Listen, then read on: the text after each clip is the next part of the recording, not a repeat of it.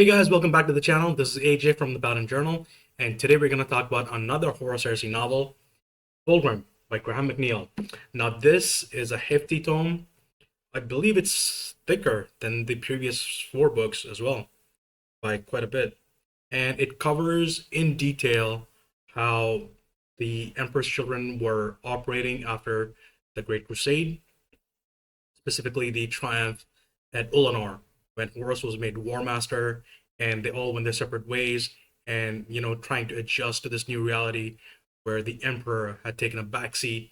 He's gone back to Terra, and Horus was in command of all the legions and all the army and all the navy and everything. And this is pretty much the journey of how Fulgrim and his sons operated post that period, and how they eventually turned from the Emperor and all the steps they took that led them to that moment. And it ends pretty explosively with the infamous Dropside Massacre, which happened on Isstvan 5, and it is one of the most brutal, one of the most deadly battles Space Marines have ever fought. Probably it comes close to even just the siege itself.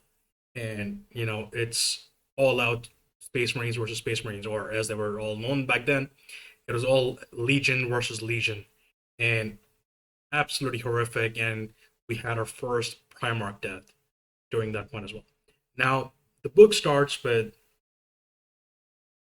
as with all the others, it starts with a great dramatis personae. It lists a lot of the Emperor's Children characters that you're going to become very key. We have Fulgrim himself. We have Eidolon and Vespasian, who are Fulgrim's sort of deputy commanders of the Legion entire. They all, they maintain control of different companies within the Legion, and they're basically the voice of the Legion as far as Fulgrim is concerned.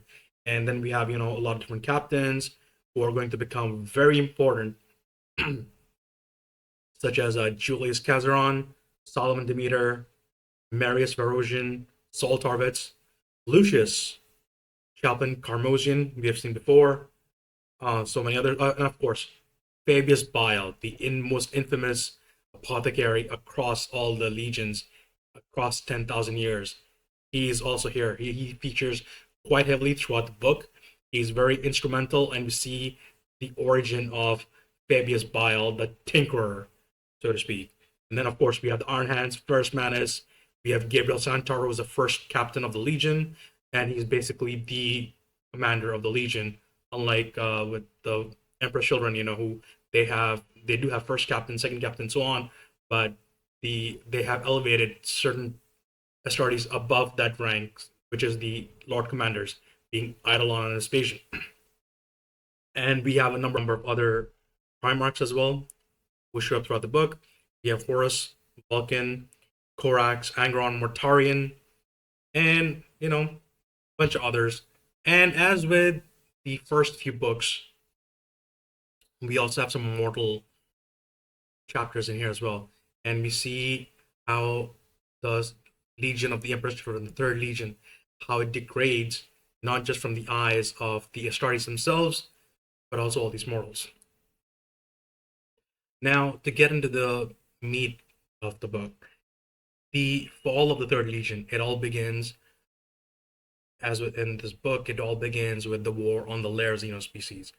Now, as we read through the initial chapters and we get to the climax of the conflict against this Xenospecies, we discover as a reader that the Lair are a Xenospecies that is completely given over to Slaanesh, the Dark Prince of excess and pleasure. And we know what is about to happen to the Legion, but the characters don't know. And that forms a very exciting tension, and it builds up the anticipation of what is going to happen. Because, especially as someone who has read the book before, there's like, just walk back. You want to scream at the characters, stop what you're doing, just destroy this place from orbit. It doesn't matter. It's not worth it. Destroy the place. Do it, do it, do it. But of course, the characters, they can really hear you, and they proceed as they are dictated.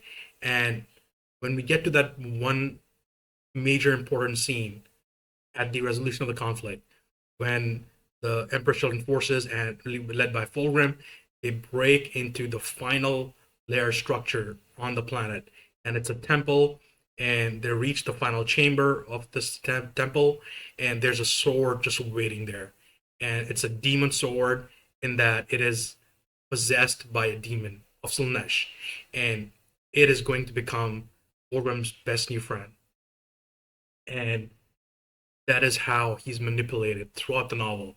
The demon whispers lies to him that seem to play on his fears, his weaknesses, his pride, and his ego, and it drives him to do so many vile things, especially later on.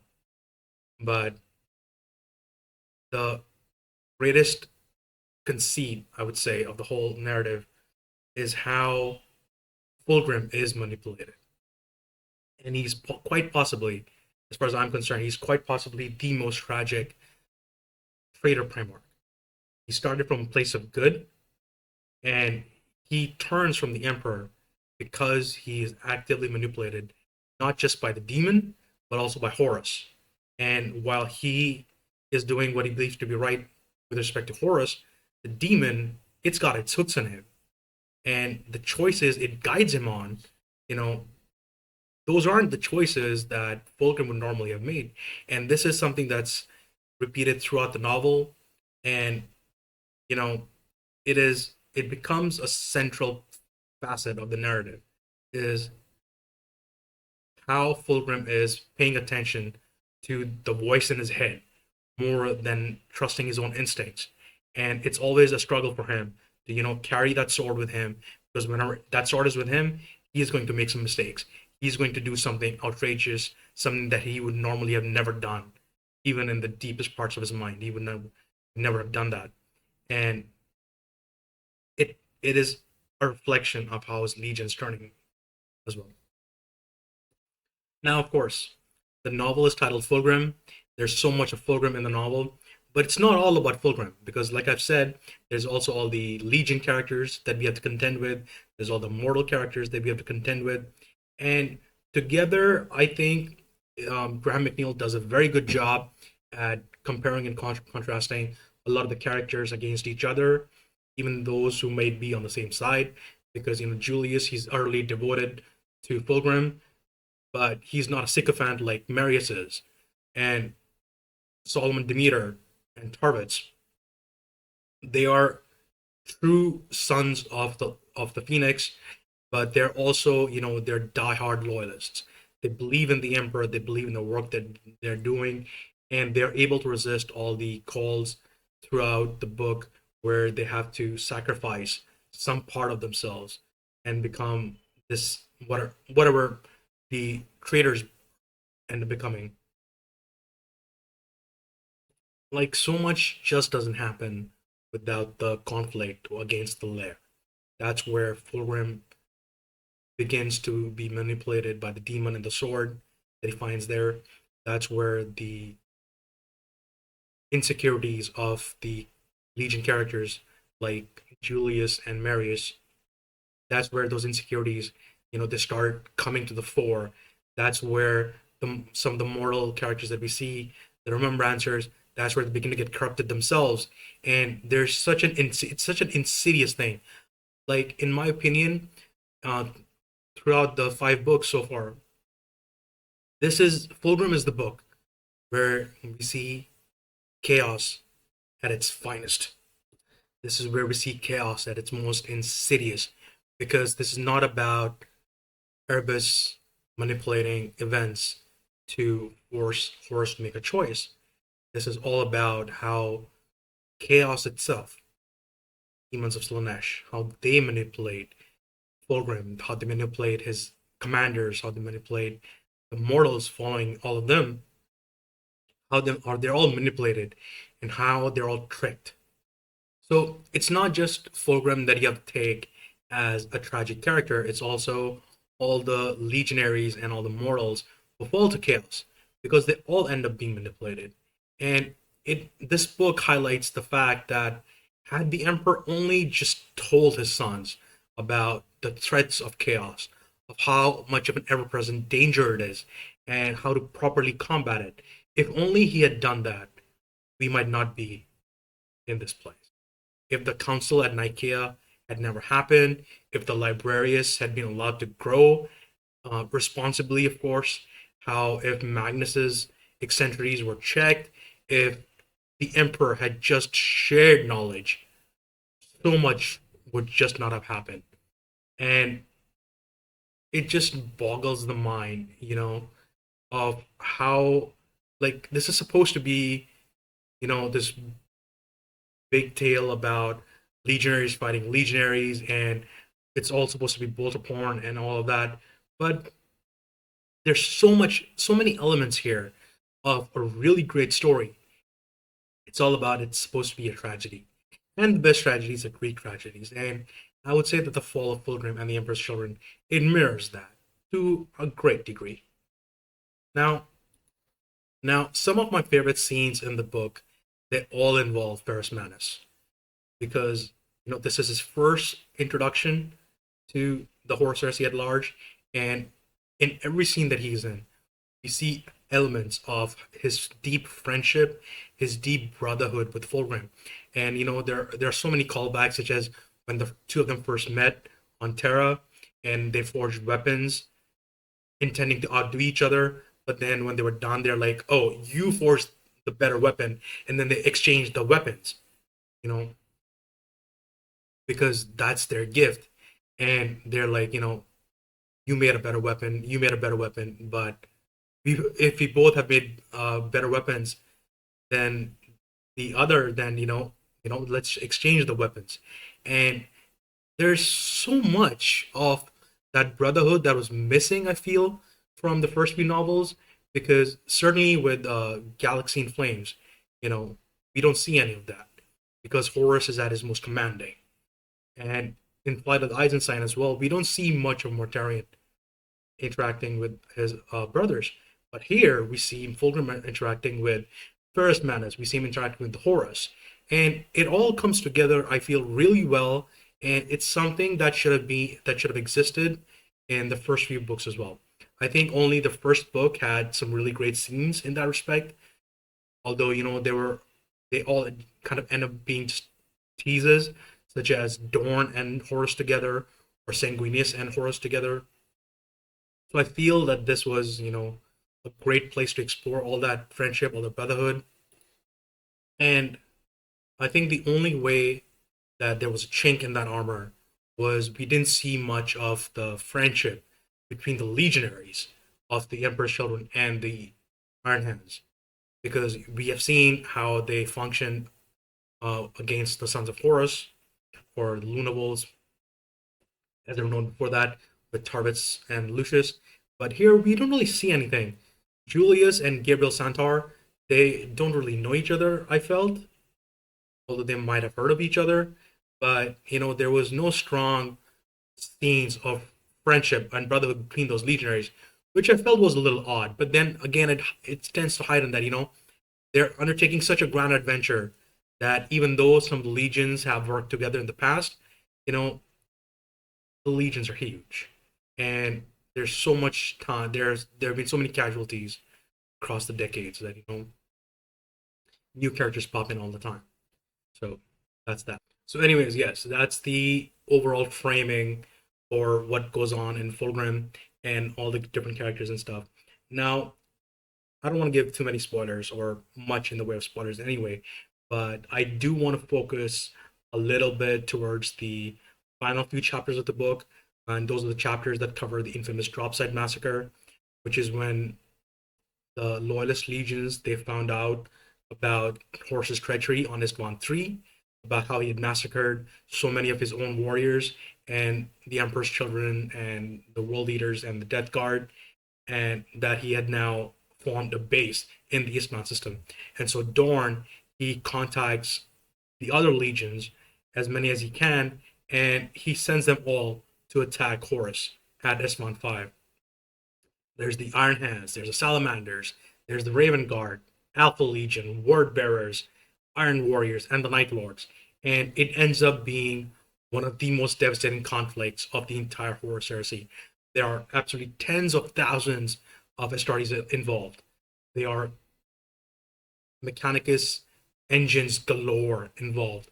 But of course, it ends up being dwarfed in one aspect by the battle on Beta Garmin, which is often called Titan Death because of how many Titan machines were lost during that conflict, how many knights were lost in that conflict, and of course the siege, which was absolutely brutal.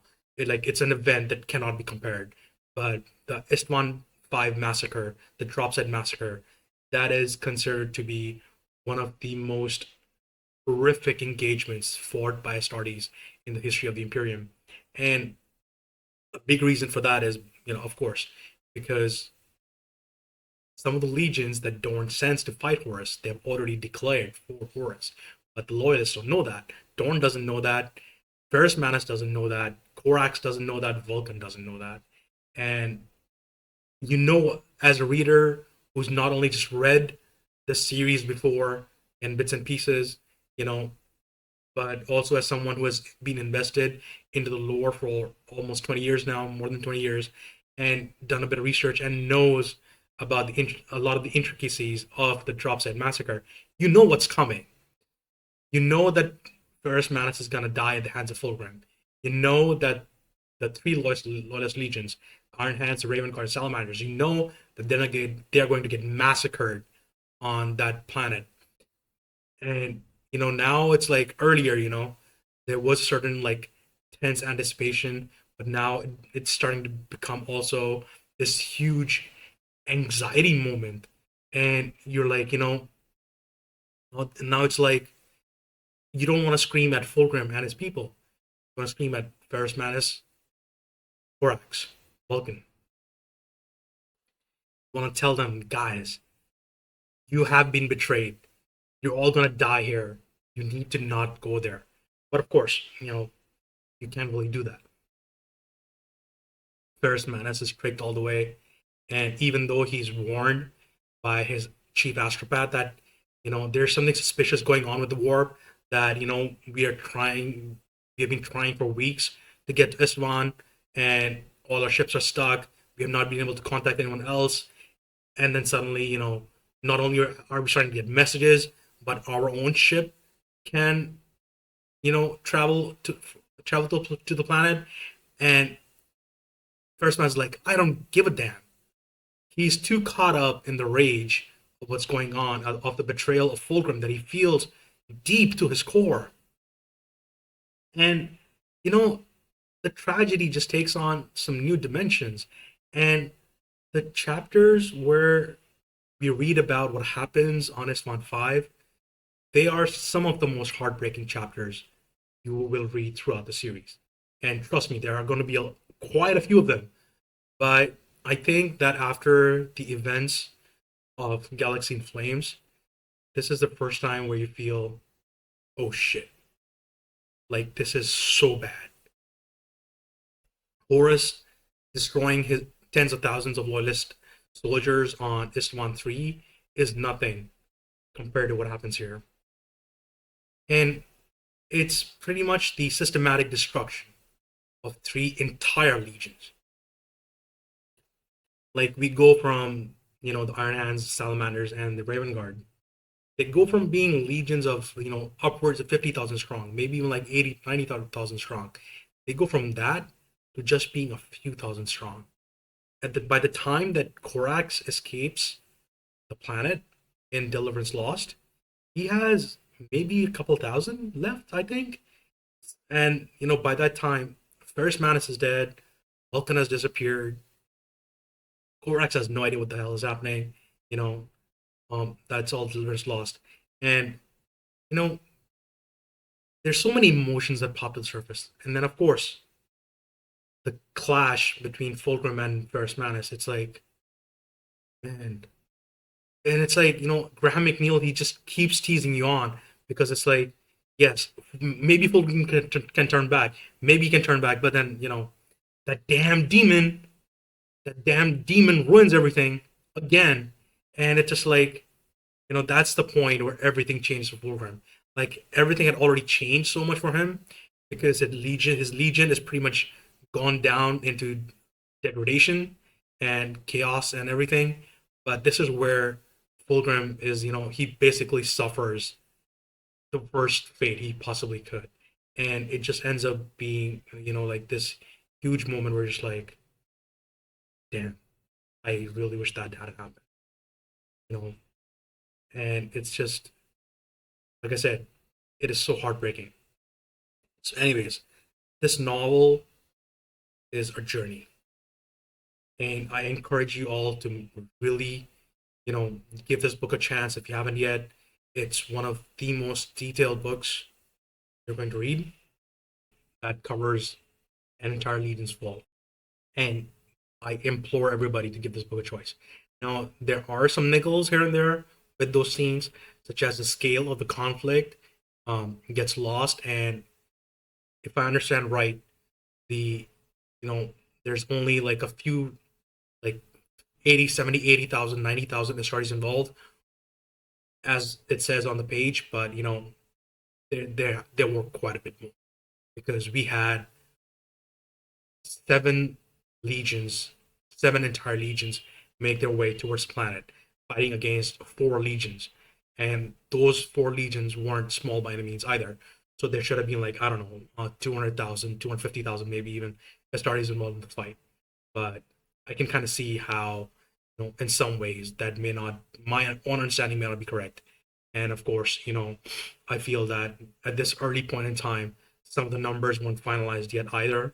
And certainly, there have been retcons since then, not just in this series, but overall with the whole narrative that's being taken up by Forge World for their Age of Darkness events and their Horus Heresy system.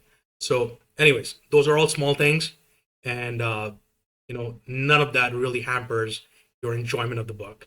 It's a fantastic book. It has some great characters, and it does end up having a really good pace from once we move on from the lair, because that conflict just bogs you down in the narrative a little bit too much. But once we're out of that, and we open up the character roster, things become so much better. So, anyways, yeah, this was absolutely an amazing book. Highly recommended. A must read for any Horus Heresy fan, and especially if you're a fan of the Emperor's Children, you have to read this book. So check it out and let me know what you guys think. Cheers. Bye.